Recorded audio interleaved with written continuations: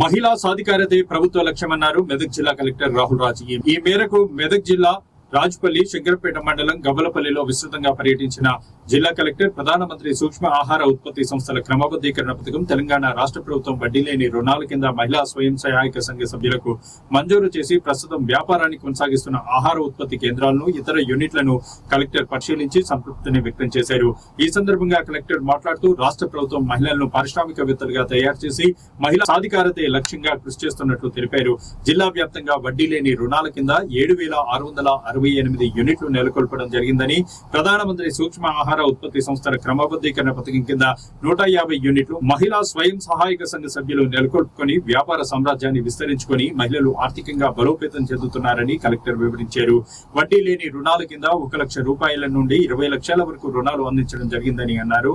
అలాగే PMSME పథకం కింద 2 లక్షల నుండి 10 లక్షల వరకు రుణాలు అందించగా లబ్ధిదారులు 70% చెల్లించాల్సి ఉంటుందని, 30% సబ్సిడీతో మంజూరు చేస్తామని తెలిపారు.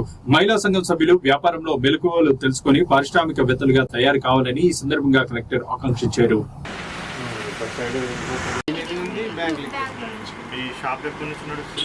షాప్ నేను 4 years అవుతుంది సార్. కాకపోతే ప్రజెంట్ స్కూల్ చెప్పి తర్వాత చిన్నగా రన్ చేసుకున్నాను. తర్వాత గ్రూప్లోకి యాడ్ అయినాక నేను లోన్ తీసుకొని తర్వాత మిషన్స్ తెచ్చుకుంటూ దాన్ని డెవలప్ చేసుకుంటూ వచ్చినాను. Embroidery machine sir, HSW.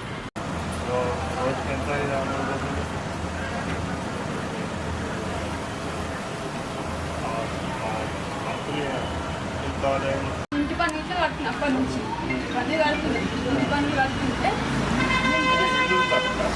అంటే ఖాళీ ప్లేస్ నాకు పర్మిషన్ కట్టుకోమని పర్మిషన్ ఇచ్చి నాకు ఏం లేదు. అది పర్మిషన్ ఇచ్చినాక ఏమైంది సార్, ఇప్పుడు నేను షాప్ గురించి అని ఏం కాదు, వాళ్ళు అగ్రికల్చర్కి సంబంధించి దానికట్లా తీసుకున్నారు మీ సక్సెస్ స్టోరీ కూడా వాళ్ళకి చెప్తా ఉందండి. వాళ్ళు ఇప్పుడు కాకపోయినా నెక్స్ట్ అన్న వాళ్ళు ఏదో ఒకటి పెట్టుకుంటారు చిన్నది. అంటే మీకు లోన్ తీసుకుని ఎంత మంచిగా యూజ్ అయిందని కూడా వాళ్ళకి చెప్తా ఉందండి. వాళ్ళు కూడా మోటివేట్ చేస్తారు.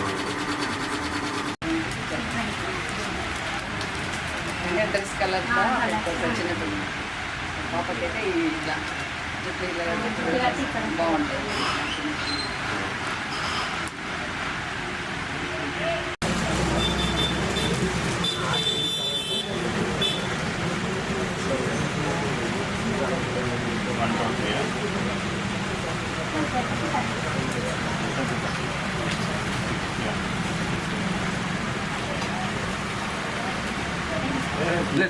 తీసుకో